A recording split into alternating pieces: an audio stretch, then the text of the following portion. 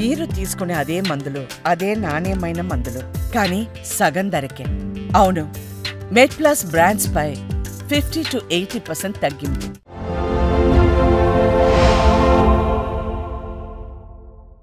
సాధారణంగా ఇప్పుడు మనకు సెడెంటరీ లైఫ్ స్టైల్ పెరిగిపోతుంది, ఎక్కువ ఫిజికల్ వర్క్ చేయట్లేదు. దాంతో గ్యాస్ట్రిక్లా అంటే ఎటువంటి సమస్యలు వస్తున్నాయి, అల్సర్స్ కావచ్చు లేదా మిగతా సమస్యలు కావచ్చు, ఇరిటబుల్ సిండ్రోమ్ కావచ్చు, ఎటువంటి సమస్యలు పెరుగుతున్నాయి సార్ సాధారణంగా మీరు వచ్చే కేసులు? సో నేను చూసినంత వాటికి సార్, ప్రతి ఒక్కళ్ళు వస్తున్న సమస్య, ప్రతి ఒక్కళ్ళు ప్రాబ్లంగా క్రియేట్ చేస్తున్న సమస్య peptic ulcer disease are gas problem అంటారు. సింపుల్గా నాకు గ్యాస్ ఉంది అంటారు. అసలు గ్యాస్ అంటే ఏంటి, ప్రాబ్లం ఏంటి అనేది నిజంగా 90% ఆఫ్ ద పీపుల్కి తెలియదు.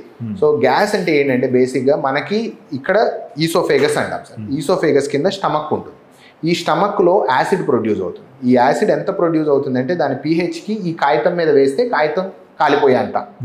సో అది కానీ స్టమక్లో ఉన్నంతసేపు ప్రాబ్లం క్రియేట్ చేయదు ఎవరికి కూడా. ఎందుకంటే స్టమక్ దానికోసం డిజైన్ చేశాడు. దేవుడు ఎట్లయితే డిజైన్ చేస్తాడో పర్ఫెక్ట్గా, సో దాన్ని డిజైన్ చేయడం వల్ల అక్కడ ప్రాబ్లం ఉండదు. బట్ ఎప్పుడైతే ఇక్కడ ఉన్న స్ఫింక్టర్ అంటాం, ఏదైతే వన్ వే డోర్, పైనుంచి తిన్నప్పుడు కిందకి వెళ్తుంది, కింద నుంచి పైకి రానివ్వదు, ఇది డ్యామేజ్ అవుతుందో దీనికి ప్రాబ్లమ్స్ మనం క్రియేట్ చేస్తామో through our life style or what ever, ఈ గ్యాస్ ప్రాబ్లం అనేది వస్తుంది. ఎందుకంటే ఆ యాసిడ్ పైకి వచ్చినప్పుడు ఇక్కడ కాలటం, యాసిడ్ పైకి ఓవర్గా రావటం వల్ల ఎక్కువ తేపులు రావటం, లేదంటే యాసిడ్ కిందికి ఓవర్గా చేయటం వల్ల అక్కడ అల్సర్స్ ఫామ్ అవ్వటం, ఇవన్నీ వస్తాయి. సో ఈ ప్రాబ్లమ్స్ని ప్రివెంట్ చేయడం ఎట్లా?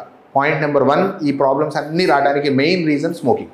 స్మోకింగ్ వల్ల జరిగే మంచి అనేది తీసి పక్కన పెట్టి, smoking is a very bad thing. ఈ తలుపు ఏదైతే ఉందో దాన్ని ఇలా క్లోజ్ అవ్వాల్సిన దాన్ని ఇలా ఓపెన్ చేస్తుంది. స్మోకింగ్ అండ్ కాఫీ రెండు, మెయిన్గా స్మోకింగ్ రేదర్ దాన్ కాఫీ. ఎప్పుడైతే ఇది ఓపెన్ చేస్తుందో ఈ యాసిడ్ అనేది పైకి రావటం వల్ల వాళ్ళకి గ్యాస్ట్రైటిస్ వస్తుంది. సో నువ్వు ఎన్ని మందులు వాడు, 1,00,000 మందులు వాడు, సర్జరీలు చెయ్యి, అయి చెయ్యి, విత్ స్మోకింగ్ గ్యాస్ ప్రాబ్లం ఉంటూనే ఉంటుంది.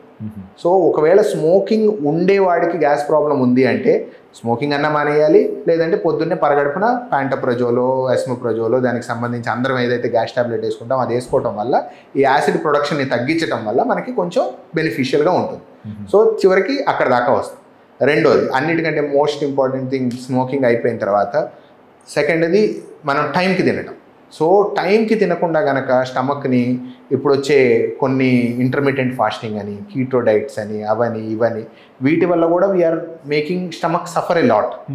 అలా కాకుండా నా ప్రాక్టికల్ నేను చూసే పేషెంట్స్ కానీ వాళ్ళు చూసేది కానీ టైం టు టైం తినటం, కొంచెం తినొచ్చు, ఎక్కువ తినొచ్చు, అండ్ కొంచెం బ్లాండ్ డైట్, ఇవి తీసుకునే వాళ్ళకి అండ్ టైం టు టైం తినే వాళ్ళకి ఈ ప్రాబ్లమ్స్ వచ్చే ప్రాబ్లమ్స్ చాలా తక్కువ sir. So time to time తినాలి, ఎంతో కొంత తినాలి, వాటర్ ఎక్కువ తీసుకోవాలి. రెండోది. మూడోది stress, the most important thing. ఇప్పుడు మీరు అడిగిన main third reason, irritable bowel syndrome అంటే ఏంటి, ఇన్ఫ్లమేటరీ బౌల్ సిండ్రోమ్ అంటే ఏంటి అని క్వశ్చన్. ఇరిటబుల్ బౌల్ సిండ్రోమ్ అంటే స్ట్రెస్ వల్ల మన బాడీలో ప్రతి అవయవం దెబ్బతింటుంది sir. Starting from hair fall దగ్గర నుంచి కాలు గోల్డ్ పల్స్ కావటం వరకు స్ట్రెస్ అనేది ప్రతి దాన్ని ఎఫెక్ట్ చేస్తుంది.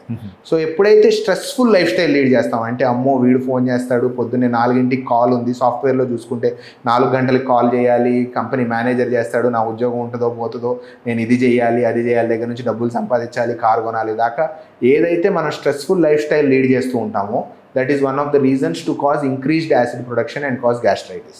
So irritable bowel syndrome అంటే లోపల పెథాలజీ ఏం లేదు, పేగు మొత్తం మనం కొలనోస్కోపీ చేసి, ఎండోస్కోపీ చేసి, సిటీ స్కాన్ చేసి అన్నీ కనుక్కున్నాం, ఎక్కడ ప్రాబ్లమే కనిపించలే. కానీ పేషెంట్ ఏం చెప్తాడు, నాకు కడుపు నొప్పి వస్తుంది, రోజుకి 4-5 సార్లు మోషన్కి వెళ్ళాల్సి వస్తుంది, నాకు కంఫర్టే లేదు, నేను ఇబ్బంది పడుతున్నాను అంటారు. That is because of irritable bowel syndrome. That is related to stress.